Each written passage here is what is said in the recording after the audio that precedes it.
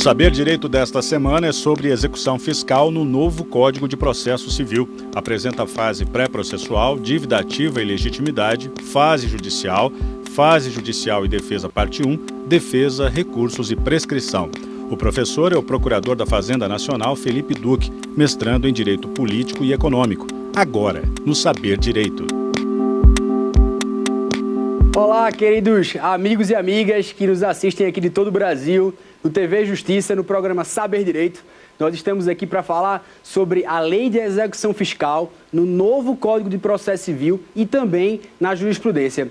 Na aula passada, na aula número 1, nós falamos sobre como se dá esse procedimento pré-judicial, como se dá essa aplicação subsidiária do novo CPC na Lei de Execução Fiscal, o que é a teoria do diálogo das fontes, falamos também sobre o protesto do CDA e diversos temas que são importantes que você tenha uma pré-concepção antes de entender o que vamos tratar hoje na aula número 2.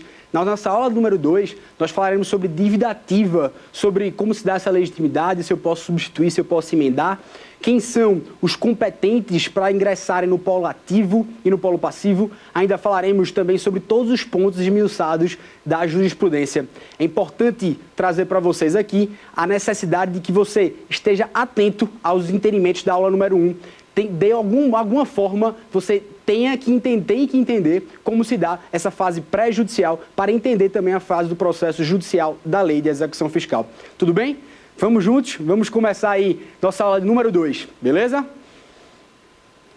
Bom, meus amigos, nós vamos falar aqui na nossa aula número 2 e é importante só repisar rapidamente o que tratamos na aula número 1, que a execução fiscal é um procedimento de satisfação patrimonial de dívidas tributárias e dívidas não tributárias com base num título executivo extrajudicial na CDA. A CDA aqui é certa, líquida e exigível. Eu sei quem é a pessoa, eu sei quem é o sujeito passivo, eu sei que ela é líquida, eu sei qual é o montante e ele tem exigibilidade, pois há inadimplemento à mora, beleza? É importante que vocês verifiquem que trata-se de um título executivo extrajudicial. Título executivo extrajudicial, pois não é feito pelo juiz. Não é um título feito pelo juiz. Os títulos judiciais estão previstos no artigo 515 do Código de Processo Civil. Se você for para o artigo 515 do Código de Processo Civil, você verá quais são os títulos executivos judiciais. O artigo 784 diz que a CDA ela é um título executivo extrajudicial. Artigo 784 do Código de Processo Civil. Portanto, nós temos um título executivo extrajudicial que não é feito por um juiz, é feito por um procedimento administrativo, o nosso querido PAF, em que se dá o direito ao contraditório, em que há o direito à ampla defesa, há o prazo para que a parte possa se defender ou então que possa pagar, para que só então haja inscrição em dívida ativa e depois da inscrição nós temos a execução fiscal, o ajuizamento dessa execução fiscal. Tudo bem? Deu para resumir o que é a execução fiscal, como se dá esse procedimento em síntese para que você esteja atento ao que vamos começar agora na aula de hoje? Vamos lá. Pessoal, é importante que vocês entendam o que é dívida ativa. O que é dívida ativa? Felipe, você me disse que a dívida ativa da União vai em cerca de 1,9 trilhões. 1,9 trilhões é a dívida ativa da União. E o que é que se inscreve em dívida ativa? O que é que eu posso inscrever? O que é que eu posso simplesmente cobrar através da Lei de Execução Fiscal?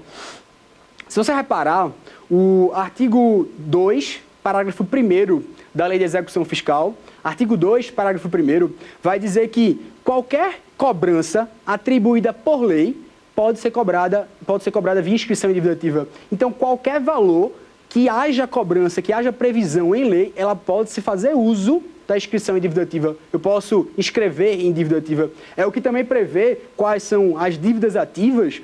O artigo 39, parágrafo 2º da Lei 4.320 de 1964. Se você observar, nós temos, pelo entendimento da doutrina, que pode se inscrever em dívida ativa tudo que há um poder de império e que haja um crédito certo e líquido, com previsão em lei. Sacou? Entendeu a ideia? Poder de império, crédito certo e líquido e com previsão em lei. Se você anotou aí, você vai entender, então, Felipe, me dê exceções, você está me dizendo só o que pode ser inscrito, mas o que não pode? Meus amados, é impossível que você inscreva em dívida ativa, segundo o próprio Superior Tribunal de Justiça, você não pode inscrever em dívida ativa quando há uma fraude previdenciária, por exemplo, se eu entro com uma ação, se eu entro com um benefício previdenciário em que eu fraudei, que eu não sou aquela pessoa legitimada a receber, e depois descobre-se que houve um cometimento de um ilícito, eu não posso querer esse dinheiro de volta, eu, como no estado de procurador da Fazenda, inscrevê-lo em dívida ativa. Por quê? Porque não há liquidez e não há certeza. Há uma necessidade de todo um procedimento de ação de cobrança. Não há nenhuma previsão em lei para quando houver fraude previdenciária, você escrever em dívida ativa. Isso foi o que foi decidido no RESP 1.350, 804. 1.350 e 804, o STJ entendeu que não cabe inscrever débitos oriundos de fraude previdenciária em dívida ativa. Tudo bem? Além disso, cumpre frisar outra exceção. Outra exceção que é impossível que você, por exemplo, ingresse em dívida ativa, inscreva em dívida ativa qualquer valor oriundo de honorários advogatícios. Não pode a Fazenda, e aqui eu faço uma diferenciação rápida, o encargo legal hoje é os honorários da Fazenda. O encargo legal, ele tem entendimento jurisprudencial que entende que ele substitui os honorários advogatícios, de modo que, se até inscrição em dívida ativa, você paga essa dívida, você paga apenas 10% de encargo legal. Após o ajuizamento da inscrição em dívida ativa, após o ajuizamento dessa ação judicial, o valor passa a ser de 20%. Rapidamente, por que não pode ser feito a cobrança de honorários por meio de execução fiscal? Muito simples, meus amados, muito simples. Os honorários advogatícios, eles são decididos pelo juiz na própria sentença. Eles são determinados quem vai arcar com esse custo na própria decisão judicial. Logo, nós temos aqui um título judicial. Não é um título executivo extrajudicial, não tem necessidade de eu inscrever em dívida ativa se eu já tenho um crédito judicialmente, até porque o título executivo judicial, nós temos uma impugnação ou cumprimento de sentença, em que se dá uma série de meios de defesa muito mais restritos do que o título executivo extrajudicial, como veremos a seguir ainda, quanto os embargos de execução. Então anote aí, não posso inscrever em dívida ativa débito oriundo de honorários advogatícios. Tudo bem? Pessoal, só falando sobre a CDA, né? A CDA, como eu disse, há uma inscrição em dívida ativa, há esse termo de inscrição, eu extraio essa CDA, mas em que essencialmente constitui a CDA? A CDA é um título formal e solene, que eu extraio, o Procurador da Fazenda Nacional faz esse controle de legalidade e regularidade, e eu posso inscrevê-lo em dívida ativa de onde eu origino a CDA, que é um espelho do termo de inscrição. É um espelho do termo de inscrição. O que deve conter, então, está previsto no artigo 2, parágrafo 5º, os requisitos, como falamos na aula passada. Mas é importante que você perceba que há necessidade de você ter a origem do débito, de modo que, se você, quando extrai essa CDA, você não menciona a origem dessa dívida, de onde provém, há aqui uma nulidade. O STJ entende que a menção genérica, a origem do débito, de onde provém, de onde se originou, se é contratual, se é tributário ou se não é, se houver apenas uma menção genérica, nós temos uma nulidade. Há uma necessidade de haver essa descrição desse fato constitutivo. E, nesse caso, há uma nulidade segundo o RESP 9652/23. Há uma nulidade pela menção genérica de qual é esse fato constitutivo dessa CDA. Beleza? Pessoal, vamos falar agora sobre um entendimento bastante importante. No outro giro, é importante que você perceba que, se você olhar o artigo 2, parágrafo 8 da Lei de Execução Fiscal, o artigo 2, parágrafo 8º, ele fala sobre uma necessidade de, quando se dá a inscrição em dívida ativa, nós suspendemos a prescrição. A prescrição que nós falamos é o encobrimento da pretensão, mas que também no direito tributário é do direito próprio material.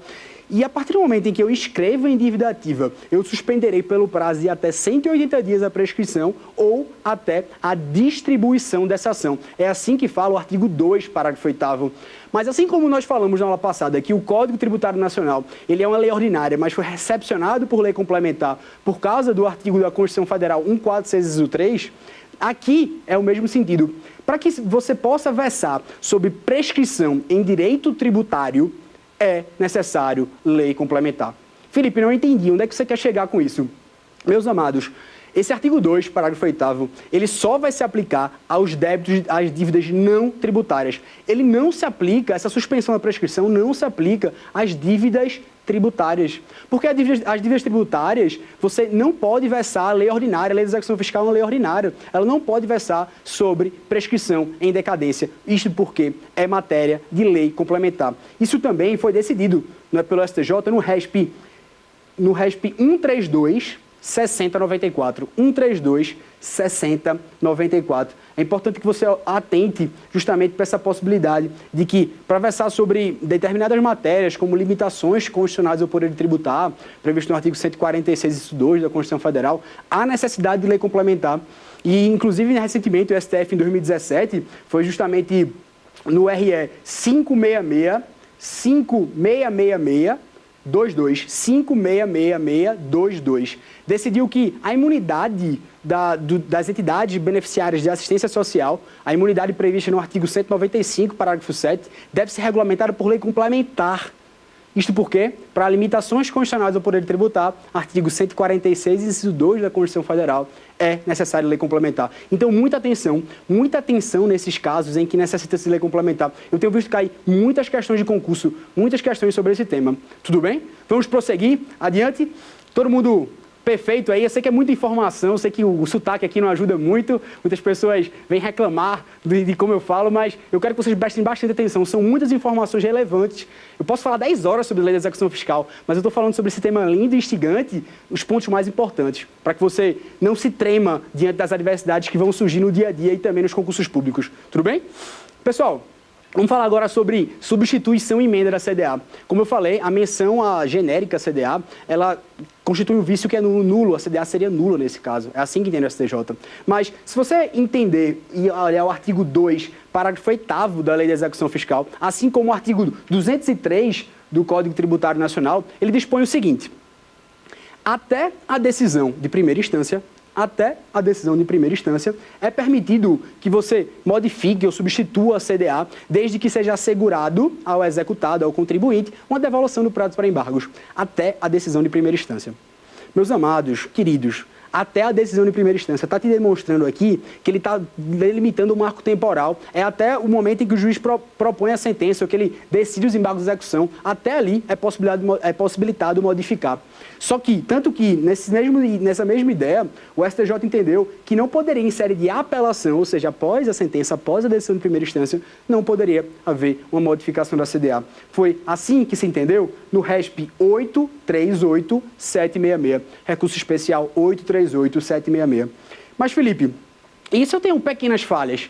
E se eu tenho pequenas falhas, eu não posso substituir ou emendar essa CDA, vai ser sempre nula? Não, é isso aí. A súmula 392 do STJ, a súmula 392, diz que, em casos de erros materiais ou erros formais, eu posso substituir essa emenda, eu posso emendar a CDA, eu posso trocar a CDA, em casos de erros materiais ou formais. É vedado apenas eu substituir o sujeito passivo. Substituir o sujeito passivo, portanto, é vedado. É o que diz a súmula 392 do STJ. A súmula 392, portanto, diz que em caso de erro material ou formal, eu posso emendar a CDA, mas não posso alterar o sujeito passivo. Isso é a interpretação, segundo a doutrina, que a CDA deve ser interpretada como cum grano salis. Esse termo em latim significa que ela não deve ser interpretada literalmente, ela deve ser interpretada de forma que, não havendo prejuízo, não havendo erro material formal, ela deve ser possibilitado a sua revisitação, a sua emenda ou sua substituição. Felipe, me traga alguns casos, por gentileza. Nesse passo, eu gostaria que, a guisa de ilustração mesmo, por exemplificação, bastante simples, seria possível, meus amados, e aqui eu faço um questionamento, seria possível, numa execução fiscal contra uma pessoa jurídica, e se ela foi decretada a falência dela, e a possibilidade de emenda dessa CDA, repetindo, né? Eu proponho uma execução fiscal, mas depois que eu vou ver, durante esse interregno, eu vejo que ela já era falida, ela já tinha decretado a sua falência antes. Ou seja, eu propus a execução fiscal contra uma pessoa jurídica que já tinha sua decretação de falência sido decretada, já tinha sido determinada por um juiz. Nesse caso, há o que se entende por modificar o sujeito passivo, ou seja, eu tenho que extinguir essa execução fiscal, ou eu posso emendar essa CDA? Muito cativante essa pergunta. Se você não respondeu, eu vou te dar mais um momento para você responder. Mas eu vou te adiantar logo de pronto. O STJ entende que não se trata de extinção da CDA. É possível, portanto, a emenda ou substituição. Mas por quê, Felipe? Bom, se você analisar a possibilidade de que, quando se decreta a falência, não se extingue uma pessoa jurídica, não se acaba uma pessoa jurídica. Se você analisar o artigo 51 do Código Civil, você vai ver que, quando há, na verdade, uma extinção, primeiro você tem que arrecadar todo ativo, entrar em fase de liquidação, pagar só depois a uma extinção. Quando se decreta uma falência, portanto, faz-se um concurso de credores para ver qual a ordem, qual a prioridade de pagar. Então, a priori, não há extinção da pessoa jurídica, não há extinção. Logo, não se muda o sujeito passivo, é a mesma pessoa jurídica ainda. Tanto que, segundo entendeu o STJ, a massa falida, na verdade, ela detém personalidade judiciária. Não se muda a personalidade jurídica, ela tem uma personalidade judiciária apenas, ela não tem personalidade jurídica própria. Logo, não há que se falar em mudança de polo passivo. A mesma pessoa. É possível, segundo o voto do ministro Mauro Campbell, no RESP 137-2243, 137-2243, a modificação para que se anote apenas que a pessoa jurídica está em falência, pois não há modificação do sujeito passivo. Seria o que se enquadra, na verdade, de mero erro material, mero erro formal. Logo, não há que se falar em extinção da CDA. Atentaria, segundo as palavras do ministro, contra o princípio da celeridade e o princípio da eficiência. Tudo bem? Ô Felipe, e se eu tenho uma execução fiscal? Uma execução fiscal em que eu estou cobrando cerca de 1 milhão, mas 500 mil, por exemplo, devido a um certo tributo, foi declarado inconstitucional pelo Supremo depois. Haveria a possibilidade de decotamento dessa CDA, ou seja, essa CDA, tecnicamente, ela é inconstitucional parcialmente. Como é que seria esse caso? Eu tenho possibilidade de emendá-la para dizer, não, o valor certo é 500 mil, ou há necessidade de extinção? Bom, é importante que você perceba, essa pergunta, a resposta dela é depende. Depende por quê, meus amados? Se por meros cálculos aritméticos for possível fazer essa emenda da CDA, for possível dizer quanto é esse valor restante, não há que se falar em extinção. Não há que se falar em extinção. Se, por outro lado, for necessário fazer cálculos aritméticos bastante complexos, nesse caso, há que se falar em extinção, há uma necessidade de um novo ajuizamento, uma nova inscrição. É assim que determina o STJ. Esse caso foi tratado pela possibilidade do RESP 429611. 429611. Ainda sobre esse caso, ainda sobre essa possibilidade de emenda da CDA, eu tenho mais um caso para vocês. É a possibilidade simplesmente de eu propor uma execução fiscal contra uma pessoa já falecida. Digamos que eu propus a execução fiscal contra uma pessoa que já tinha falecido antes. Então, ao tempo em que eu ajuizei essa execução fiscal, essa pessoa já estava morta.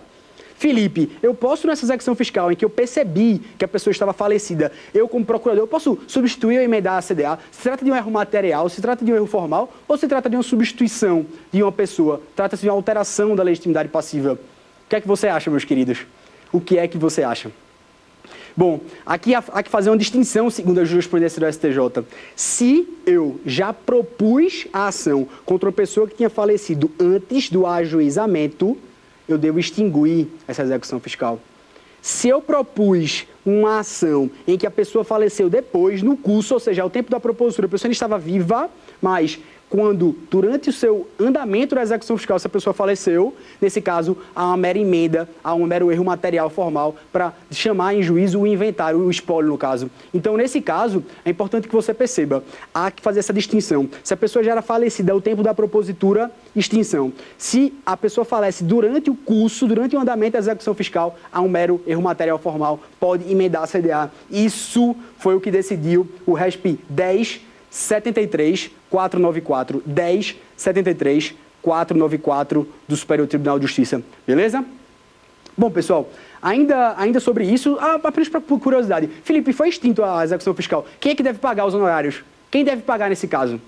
Depende, meus filhos, depende de novo, porque aqui há que aplicar o princípio da causalidade, nós ainda vamos falar sobre esse assunto, mas quem foi que deu causa? Quem deu causa a essa extinção? Foi o particular que não comunicou o falecimento? Foi, na verdade, uma possibilidade de que ao tempo da propositura da ação houve um erro do contribuinte que não avisou a Fazenda? Então, depende do princípio da causalidade, quem deu causa ao processo. Se ao tempo da propositura da ação a Fazenda Pública tinha uma causa justa para propor, nesse caso, a Fazenda não deve responder. Nós vamos falar sobre isso adiante. Eu estou apenas querendo adiantar a vocês um tema instigante também, que é quem deve arcar, nesses casos, de extinção da CDA. Tudo bem? Vamos passar adiante. Bom, pessoal, vamos falar agora, na verdade, sobre a necessidade de que a gente entenda como se dá essa possibilidade da inscrição em dívida ativa. Mas antes disso, da fase judicial, eu gostaria de chamar, por gentileza, a nossa pergunta, nossos queridos telespectadores. É obrigatório que a União ajuize a ação de execução fiscal em todas as suas dívidas ativas? Meus queridos, então, a pergunta é bastante pertinente. Ótimo ponto. Na verdade, é necessário que a União inscreva, ajuize todas as execuções fiscais, toda a dívida ativa, ela tenha que inscrever ou tenha que ajuizar o que está em dívida ativa. Então, essa pergunta é muito pertinente. Isto porque traz a ideia de que se existe uma compulsoriedade, um dever, na verdade, de você ter um dever obrigatório de lançar, então tem que cobrar. Então, intuitivamente, você diz que sim, porque o interesse público é indisponível. Mas a resposta é não. A resposta é não, porque há hoje um teto de inscrição e um teto de ajuizamento. Isso vale especialmente para a União, tá? A Lei 10.522 de 2002, a Lei 10.522 de 2002, no seu artigo 22, dispõe que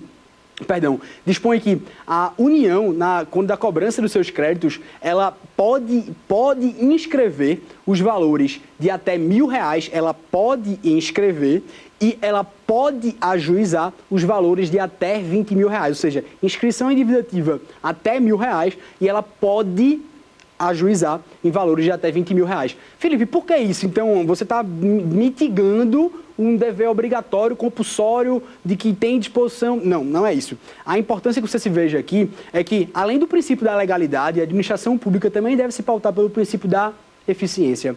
O princípio da eficiência, isso é feito um estudo em que vê quanto se gasta, por exemplo, numa tramitação de uma lei de execução fiscal. Quanto tramita, quanto se cobra, na verdade, quanto se gasta com remuneração de funcionários públicos, de servidores. Então, há um todo estudo de até quando compensa a União entrar com um processo. E, nesse caso, o valor atualizado pela portaria 75 de 2012 do Ministério da Fazenda é de o ajuizamento ser facultativo até R$20.000. E aqui, quando eu falo para vocês a importância de que esse ajuizamento é facultativo, é a pergunta que eu queria falar para vocês. Primeiro, só ressaltando novamente, se trata de teto válido apenas para o âmbito federal. Deve aos estados e municípios legislarem propriamente para poder adotar qual o seu teto a ser inscrito e também ser ajuizado em dívida ativa. É importante que vocês percebam um exemplo bastante concreto. Seria possível, por exemplo, que um juiz ele vai ver que a execução fiscal é de valor, sei lá, de R$10.000, ele tem conhecimento do teto, que o teto é de 20 mil, então ele vai pegar o processo lá e vai falar, opa, se o valor é de 10 mil, mas a Fazenda pode cobrar até 20, eu vou extinguir por falta superveniente de interesse de agir. Falta interesse, porque esse débito não é eficaz, não é eficiente, então ele poderia extinguir de ofício a execução fiscal com base nesse artigo 22, na Lei 10.522 de 2002. O que é que vocês acham? Bom, nesses casos, meus amados, não. A resposta é negativa. O juiz não pode fazer isso. Por quê, Felipe? Porque, de fato, a súmula 452 do STJ, diz que não pode o juiz extinguir de ofício, não cabe a ele essa faculdade de entender se é cabível ou não a execução fiscal. Há uma faculdade, como disse a vocês, pode, a lei faculta a Procuradoria da Fazenda, o órgão de cobrança incumbido pela competência constitucional de entrar com o processo judicial, de entender. Vai que nesses casos a empresa tem muitos bens, vai que nesses casos existe uma rentabilidade muito forte de conseguir esse dinheiro de volta. Então, nesse sentido, para a cobrança desses créditos, é facultado à União, é facultado cobrar ou não. Mas, nesse caso, não compete ao juiz dizer como se dá, como deve ser, na verdade, se ele pode extinguir por falta superveniente de interesse de agir. Não é de sua competência, é o teor da súmula 452 do STJ. Porque isso ofende o artigo 5º, inciso 35 da Constituição Federal. Isso ofende o artigo 5º, inciso 35 da Constituição Federal. Esse é o entendimento da jurisprudência. Tudo bem? Prosseguimos, pessoal, que tem muito assunto, é muita coisa importante que eu quero trazer para vocês. E agora nós vamos tratar sobre legitimidade. Legitimidade. Quem pode agir em juízo? Quem pode permanecer no polo ativo? Eu falei para vocês aqui a importância que vocês percebam que a necessidade de que a competência esteja da Fazenda Pública no polo ativo. Fazenda Pública representada aqui pela União, pelos estados, pelo DF, pelos municípios, também pelas autarquias e também pelas fundações públicas de direito público. Isto é, Não pode empresa pública e sociedade de economia mista estar dentro do polo ativo. Não pode ajuizar a execução fiscal. Felipe, eu já vi o FGTS ser cobrado pela Caixa. Como assim? Agora lascou, danou-se, como diz. Não, desculpem, pessoal. Havendo um convênio, havendo uma necessidade de que há uma delegação feita por lei, ou seja, existe hoje um convênio da PGFN de delegar certos créditos oriundos do FGTS, a possibilidade de a Caixa Econômica Federal, uma empresa pública, portanto, ajuizar a execução fiscal. Mas se a delegação por convênio se dá mediante lei. E o que é que precisa para inscrever em dívida ativa? Qualquer valor cuja cobrança seja determinada em lei. Então, nesse mesmo sentido, o recurso especial 537-559 do STJ declarou constitucional, portanto, essa possibilidade de um convênio para que a empresa pública federal, no caso, a Caixa Econômica Federal, cobre créditos oriundos do FGTS. E também é importante ressaltar um adendo, né? A Fazenda Pública, ela pode, por exemplo, cobrar créditos privados, créditos que sejam de instituições financeiras. Mas, nesse caso, há uma necessidade também dessa cessão ser por lei. Desde que haja essa cessão por lei, é permitido que a Fazenda Pública cobre créditos privados. Entenda, por lei, tá? Por lei, não por contrato, não por qualquer instrumento normativo. É importante que você perceba esse detalhe. Pessoal, essa cessão por lei foi só para ressaltar o RESP 11.26.491, a possibilidade da Fazenda Pública cobrar créditos privados desde que haja cessão feita por lei. Beleza? Pessoal, é um tema interessante aqui. Você me disse, Felipe, que os conselhos profissionais, eles tecnicamente então, eles podem cobrar, porque você falou autarquia e fundações públicas, os conselhos profissionais, eles podem fazer cobrança, podem ajuizar a execução fiscal por esse procedimento específico, sério e eficaz?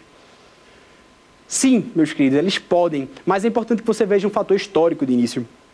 O artigo 58 da Lei 9469 de 98 diz, inicialmente, que trata-se as conselhos profissionais de Instituto de Natureza Jurídica e Direito Privado. Isto é, o CREA, esses conselhos profissionais teriam natureza jurídica e direito privado, segundo essa lei. Logo, se fosse natureza jurídica e direito privado, eles não poderiam tentar a execução fiscal. Então, como é que você disse que pode, Felipe? Aí que tá. O Supremo Tribunal Federal, na ADI 1717, declarou inconstitucional esse dispositivo. Disse que os conselhos profissionais não têm natureza jurídica e direito privado. Eles têm natureza jurídica e direito público. Eles são autarquias especiais. E por que fundamento, Felipe? Entendeu-se, o próprio Supremo Tribunal Federal, que haveria uma atividade típica de Estado. E essa atividade típica de Estado ela é indelegável. Os conselhos profissionais fazem um caráter próprio de poder de polícia. Eles podem tributar, eles podem exercer essa atividade própria de Estado. Logo, não faria sentido um órgão tal, um conselho profissional, uma autarquia especial, ter tais funções e serem considerados de natureza jurídica de direito privado. Logo, o Supremo Tribunal Federal declarou a inconstitucionalidade desse artigo 58 da Lei 9469 de 98, afastando essa natureza jurídica de direito privado e declarando que eles são considerados autarquias especiais. Inclusive, é importante que vocês percebam que esses conselhos profissionais, eles cobram tributos, pessoal. Eles cobram tributos. É, isso mesmo, tributos. Quando da sua cobrança, os conselhos profissionais, eles, através da lei, a antiga lei, na verdade, né, havia um artigo 2º da Lei 11.000 de 2004. O artigo 2º da Lei 11.000 de 2004 dizia como se dá a cobrança desse tributo feito pelos conselhos profissionais e esses conselhos corporativos. Como se dá essa possibilidade de cobrança? E o Supremo Tribunal Federal entendeu que houve uma inconstitucionalidade, segundo o voto brilhantíssimo do ministro Dias Toffoli, entendendo que houve uma inconstitucionalidade por ofensa ao princípio da legalidade. Como assim, Felipe, houve uma ofensa ao princípio da legalidade? Veja só, a Lei 11.000 entendeu, a Lei 11.000 de 2004, delegou, na verdade, a possibilidade de submissão a um teto e de como se dá esse reajustamento desses valores a um regulamento. Pessoal, a lei não disciplinou qual era o teto. Ela disse que o regulamento caberia ao regulamento fazer isso. E, nesse mesmo sentido, o ministro Dias Toffoli, portanto, declarou que houve ofensa ao princípio da legalidade. Princípio da legalidade exposto justamente na possibilidade de que o artigo 150, inciso 1º da Constituição Federal, diz que há uma necessidade de que seja feita essa cobrança mediante lei, não pode o regulamento por si só, mas ponderou o ministro, dizendo que hoje há uma legalidade, há muita mitigação ao princípio da legalidade, mas essa mitigação ela é feita conforme os ditames da lei. Como assim, Felipe? declarou o ministro que hoje essa mitigação do princípio da legalidade pode ser feita de 3 formas. E esse regulamento, ele tem que ter subordinação, ele tem que ter complementaridade e ele também tem que ter desenvolvimento com base na lei. Então, a lei deveria submeter um teto e dizer, por exemplo, a forma de reajuste por via de regulamento. Nesse caso, nós temos uma subordinação do regulamento à lei, que fixa o teto geral, nós temos uma complementaridade apenas para fins de atualização e nós temos também uma necessidade de que esse desenvolvimento seja feito pelo regulamento.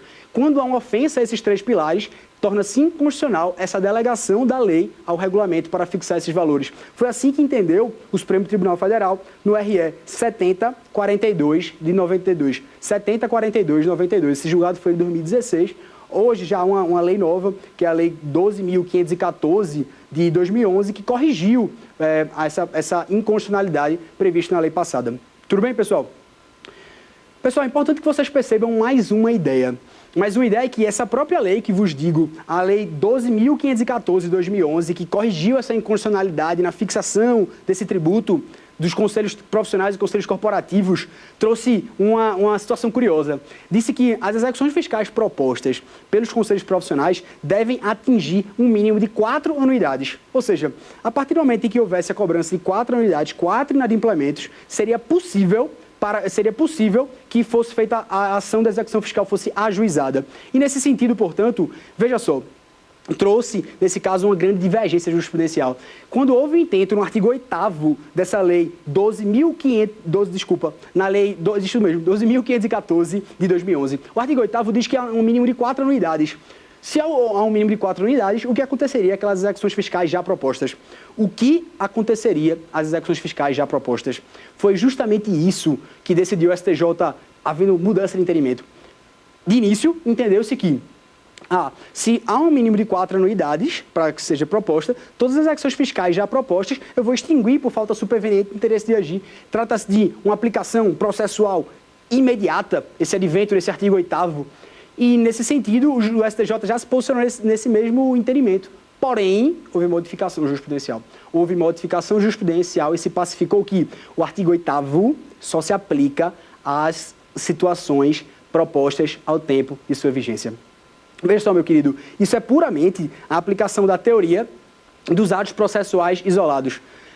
Os atos processuais isolados devem-se aplicar a lei ao tempo da propositura da ação. Ao tempo da propositura da ação deve aplicar essa lei. Ao tempo em que houve a vigência desse artigo 8º, só para as execuções fiscais propostas, portanto, após 14/11, após a constância de 2011, após o advento dessa lei, é que torna-se possível que você aplique esse teto de 4 salários mínimos como condição para que proponha-se a execução fiscal. Tudo bem? E aqui surge mais um questionamento. Felipe, se eu só posso propor quando eu tenho 4 anuidades inadimplentes, de onde começa a correr a prescrição? E aqui apenas por curiosidade, né? Se a prescrição é um ato de inércia, é um ato em que há uma inércia da parte para que se proponha, o STJ decidiu, justamente no RESP 1524/930, que a prescrição nesses casos só começa a correr a partir do momento que há inércia. E só há inércia a partir de 4 inadimplementos. Então não há que se falar inércia. A prescrição só começa a correr a partir do momento em que há o valor de 4 vezes da anuidade por esse contribuinte. É importante que você atente também a essa prescrição, nesse caso, da cobrança dos conselhos corporativos. Eu já vi cair em provas e concursos. Tudo bem? Bom, pessoal, além disso, é importante que você perceba se é possível aplicar esse teto que eu te falei dos R$20 mil, por exemplo, aos conselhos profissionais. Eu posso aplicar as execuções pelos conselhos profissionais e, nesse mesmo sentido, a resposta do STJ foi não. Não, Felipe, eu não posso aplicar. Por quê? Porque esse artigo 20 da Lei 10.522 de 2002 só se aplica apenas aos créditos da União, da PGFN, e não aos créditos das autarquias especiais. Então, nesse caso, eu não posso aplicar. Felipe, e o crédito de autarquias como o IBAMA, por exemplo? Também não, meus amados, não posso aplicar. No primeiro caso, contra os conselhos profissionais, é a súmula 583 do STJ. A súmula 583 do STJ, recentíssima, portanto, decidiu que eu não posso aplicar esse teto da Lei 10.522. No que tange às autarquias federais como o IBAMA, O entendimento foi o mesmo. O STJ entendeu que essa lei só se aplica aos débitos da União quando a Procuradoria-Geral da Fazenda Nacional tiver a titularidade dessa cobrança desses créditos. No caso de autarquias federais como o IBAMA, por exemplo, nós temos a cobrança feita pela Procuradoria Federal e, nesse caso, portanto, foi assim que foi decidido no RESP 134-3591. Foi, inclusive, um recurso especial repetitivo do Superior Tribunal de Justiça. Apenas para fins de esgotar esse sistema de conselhos profissionais, é importante que você tenha em mente que, em 2017, o STF entendeu que os conselhos profissionais não se submetem ao regime de precatório.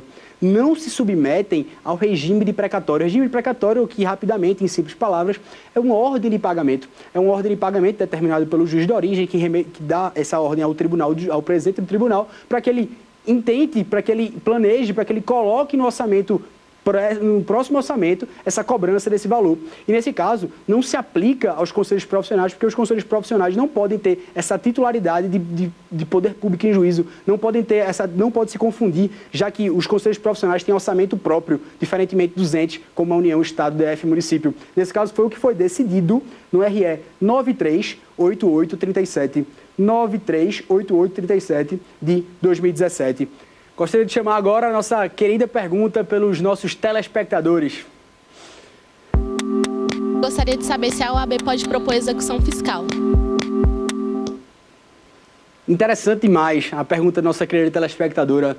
A possibilidade da OAB propor execução fiscal. Felipe, você acabou de me dizer por extenso tempo que os conselhos profissionais, eles podem propor execução fiscal. Os conselhos profissionais têm natureza de autarquia especial, então eles podem propor execução fiscal, logo a OAB também pode propor execução fiscal. Tá errado. Na verdade, a OAB não pode propor execução fiscal. Esse raciocínio está incorreto, Felipe, que só os conselhos profissionais são autarquias, então a OAB também é autarquia e pode propor. Não. Pois, segundo os dizeres do Supremo Tribunal Federal, a OAB é um serviço público independente. A OAB é um serviço público independente com categoria ímpar no ramo das personalidades jurídicas. Foi o que decidiu na ADI 3026. A OAB, na verdade, meus amados, não pode propor execução fiscal, pois o Supremo Tribunal Federal entendeu que ela é um caráter sui generis. Se configura, claro, numa característica de autarquia especial, mas é um serviço público independente. Ela não se confunde com a propriedade que tem a autarquia especial. Por quê, Felipe? Primeiro, as suas anuidades elas não podem ser cobradas por lei de execução fiscal, como eu acabei de ressaltar, pois, primeiro, embora se trate de autarquia especial, a OAB ela não integra a administração pública, pois não recebe a verba orçamentária do Tribunal de Contas. Ela tem orçamento próprio. Portanto, ela não tem o controle feito pelo TCU, não tem nenhum controle de suas verbas. E, nesse mesmo sentido, não deve obedecer o princípio da legalidade estrita na fixação das suas anuidades. Por isso, justamente, você vê que, em alguns estados, os valores das anuidades são diferentes, pois não deve obedecer o princípio da legalidade estrita. Logo, a OAB ela não faz o procedimento da lei de execução fiscal. Esse procedimento especial, ela deve entrar com a execução de quantia certa contra o devedor solvente. Foi assim que entendeu o STF no RE 5953 320. E, claro, é importante que vocês percebam, portanto, essa diferença entre a OAB e os conselhos profissionais. A OAB, em que pese seu caráter sui generis, não pode propor, através da cobrança das suas anuidades, se utilizar do procedimento da lei de execução fiscal. Tudo bem, meus queridos? Vamos, por oportuno, após falar sobre legitimidade ativa, falar agora sobre legitimidade passiva. Quem pode estar no polo passivo? E, desde logo, trago uma pergunta chamativa. É possível que a Fazenda Pública esteja no polo passivo? É possível que a União proponha uma execução fiscal contra um Estado? Será que seria possível, Felipe? Não haveria imunidade? Pessoal, de logo, é possível sim. Mas como, Felipe? Como é que é possível você propor uma lei de execução fiscal, que é um privilégio da própria Fazenda Pública, você entrar contra outra fazenda no polo? Estou misturando tudo. Bom, de início, pessoal, entenda essa questão. A possibilidade que você possa cobrar, por exemplo, da União, que cobra a contribuição previdenciária do FGTS, ela pode muito bem entrar com ação contra os estados para essa cobrança. Inclusive, caso os estados não paguem o FGTS, pode reter o fundo de participação dos municípios ou o fundo de participação dos estados. Essa cota-parte pode ficar retida devido a essa inadimplência. E, Felipe, a imunidade recíproca? A imunidade recíproca, existe imunidade entre os entes, eles não podem cobrar impostos um do outro. Isso mesmo, eles não podem cobrar impostos um do outro. A imunidade recíproca não atende no que tange a taxas, por exemplo. A imunidade recíproca, prevista no artigo 150, inciso 6 da Constituição Federal, é uma imunidade que, segundo os dizeres do ministro Joaquim Barbosa, serve para preservar e calibrar o Pacto Federativo, trazendo isonomia entre os entes, para que não haja nenhum fenômeno de pressão indireta na cobrança dos impostos, não na cobrança das taxas, não na cobrança das taxas. Por isso, eis aqui mais um exemplo em que há a possibilidade, no polo passivo, haver fazenda pública. Porém, a fazenda pública, então, vai ser intimada para garantir, Felipe, porque veremos que os embargos de execução existem garantia hoje. Mas, não, nesse caso, eis aqui a peculiaridade. A peculiaridade é que, segundo a própria súmula 279 do STJ, cabe sim a ação de título executivo extrajudicial, que é a CDA, contra a Fazenda Pública. Porém, deve-se obedecer o rito do artigo 910 do Código do Processo Civil. O rito do artigo 910 do Código do Processo Civil, que dispõe como se dá essa cobrança de títulos executivos extrajudiciais, no caso, a CDA, contra a Fazenda Pública. Anote que isso é importante, amigo. Anote que isso é importante. Já vi cair muita prova e muita gente deslizar por causa dessa besteira.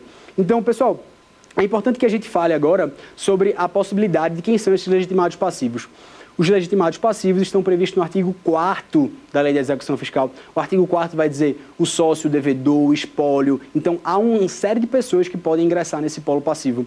E aqui traz a possibilidade de que a gente fale agora sobre como é essa questão da responsabilidade do sócio-gerente. Eu nunca entendo isso, Felipe. Como é que se dá? Né?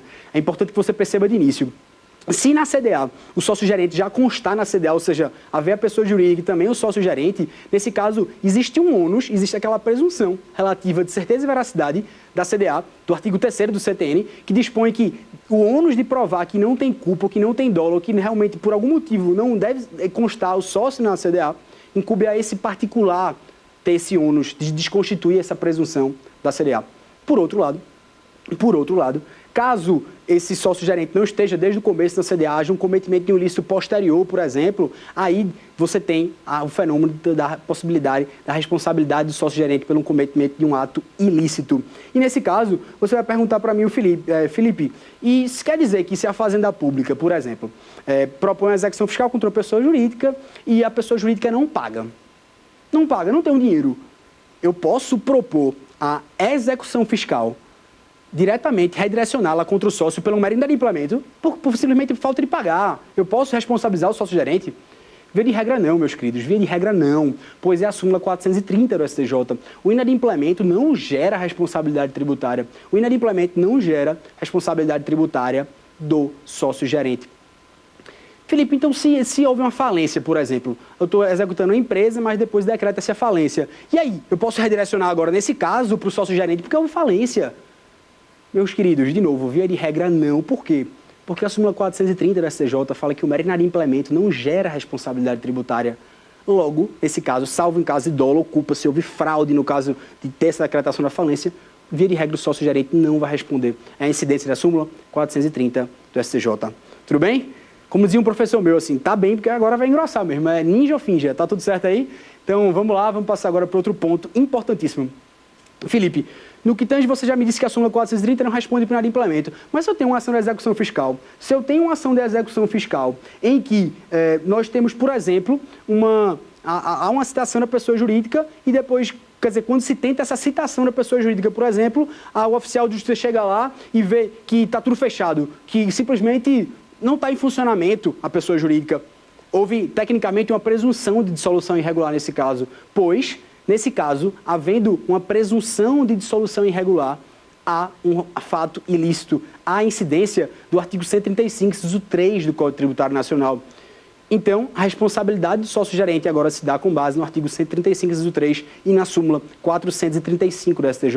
Ou seja, havendo presunção de dissolução irregular, nesse caso em que há, por exemplo, a empresa deixa de funcionar no seu domicílio fiscal e não avisa e não comunica à própria fazenda, existe uma presunção de irregularidade, de ilícito cometido pelo sócio-gerente. E, nesse caso, nós podemos responsabilizá-lo. Há uma infração à lei que diz que deve o sócio-gerente comunicar qualquer eventual comunicação, qualquer eventual modificação do domicílio da pessoa jurídica. É importante que vocês percebam que essa súmula 435 do STJ, e aqui é um aviso, ela não pode ser aplicada no Código Civil. A mera presunção de dissolução irregular por simplesmente o oficial de justiça chegar lá e não encontrar a pessoa, não encontrar a pessoa jurídica em funcionamento, não gera a responsabilidade do sócio-gerente no direito civil. Foi o que decidiu o RESP 130-6553. RESP 165, quer dizer, 130-6553. No caso, no direito civil, deve aplicar outra teoria, a desconsideração da personalidade jurídica, nesse caso, para haver o redirecionamento, entende a jurisprudência que deve haver dolo. Mas aqui eu estou falando de execução fiscal, dívidas tributárias, e dívidas tributárias nós aplicamos a súmula 435 do STJ, nós aplicamos essa presunção. E, nesse mesmo sentido, eu gostaria de tratar com vocês a possibilidade de que, como eu te disse, o oficial de justiça tem que ir lá fazer a citação pessoal para que haja a presunção de dissolução irregular. Entende o STJ que o mero aviso de recebimento, ou seja, a citação por carta, não configura essa fraude à lei, não configura o ilícito da súmula 435 do STJ. Foi justamente o que entendeu o STJ no RESP 165-2984. No RESP 165-2984 não existe a possibilidade de que haja essa presunção de dissolução irregular por mera carta com aviso de recebimento, pois o carteiro ele não detém fé pública como detém o oficial de justiça. Esse é o fundamento. A necessidade da citação ser pessoal pelo oficial de justiça. Tudo bem, pessoal? Trazendo essa observação, portanto, os sócios-gerentes eles têm o dever de manter atualizado o domicílio fiscal da empresa. Eles não detêm essa possibilidade simplesmente de, por mera liberalidade, deixar de comunicar, senão há uma presunção de um ato ilícito, e nesse caso gera a sua responsabilidade tributária. Tudo beleza? Vamos agora escutar de novo a nossa querida pergunta dos nossos telespectadores, que hoje estão fantásticos. Eu queria saber se é possível o redirecionamento da execução fiscal em caso de dissolução irregular por dívida não tributária? Excelente pergunta que foi decidido pelo STJ recentemente, inclusive. Se eu posso responsabilizar os sócios-gerentes em casos de dívidas não tributárias, quando essa dissolução irregular, por exemplo, é possível. E aí, nesse caso, é importante que você perceba o seguinte, né? A ideia de que, primeiro, não há a possibilidade de eu aplicar o artigo 135 do CTN para as dívidas não tributárias, pois o CTN dispõe para créditos tributários. Por outro lado, o Superior Tribunal de Justiça entendeu que há o mesmo suporte fático. O artigo 10 do Decreto 3708 e também o artigo 158 da Lei 6.404 de 1976 dispõe do mesmo suporte fático dado ao artigo 135 do CTN, ou seja, quando há o cometimento de um ilícito, existe a possibilidade de responsabilização do sócio-gerente também em dívidas não tributárias. Segundo a opinião do ministro Mauro Campbell, veiculada justamente no RESP 1371-128, disse que não há sentido, não há como compreender que a dissolução irregular seja um fator gerador suficiente para gerar o redirecionamento em execução fiscal de dívidas tributárias e não seja para gerar também a responsabilidade em dívidas não tributárias. Então temos aqui a resposta, sim, é possível o redirecionamento, nesse caso, em dívidas não tributárias. Tudo bem, pessoal? É importante agora que se faça um tema polêmico e aqui eu digo a vocês, esse tema está indefinido. O tema está indefinido. Seria possível nós redirecionarmos essa execução fiscal? Nós temos a pessoa jurídica, da pessoa jurídica nós temos a citação, após a citação nós temos o conhecimento do ilícito, por exemplo. Seria possível, quando eu fizesse redirecionamento ao sócio-gerente que esteja à época dessa dissolução irregular, ele também tem que ser o mesmo que esteja à época do fato gerador da obrigação, ele mesmo tem que ser o mesmo sócio-gerente que estava quando dissolveu irregular e também quando se constituía essa obrigação tributária? Essa é a pergunta que eu trago para vocês e digo, o tema está em aberto. O tema é polêmico, a primeira turma e a segunda turma divergem. Nesse caso, a possibilidade de que difere a primeira turma da segunda turma é a seguinte. A primeira turma entende que há necessidade de duplo requisito. O sócio-gerente tem que estar à época da dissolução irregular e tem que ser o mesmo do fato gerador. É a tese que entende que há uma cumulatividade do sócio-gerente ao tempo que ele esteja, tanto da dissolução irregular, como também da ocorrência do fato gerador. É como entende, assim, a primeira turma do STJ. foi no RESP 729.285. Por outro lado, a segunda turma do STJ entende de modo diferente. Entende que esse requisito é alternativo. Eu não tenho como condicionar que o mesmo sócio-gerente esteja à época da ocorrência da dissolução irregular e também do fato gerador. Afinal, o inadimplemento não gera obrigação tributária. É assim que entende a súmula 430 do STJ. Então, eu não poderia entender que o que gera, na verdade, essa responsabilização do sócio-gerente é a dissolução irregular e não o inadimplemento.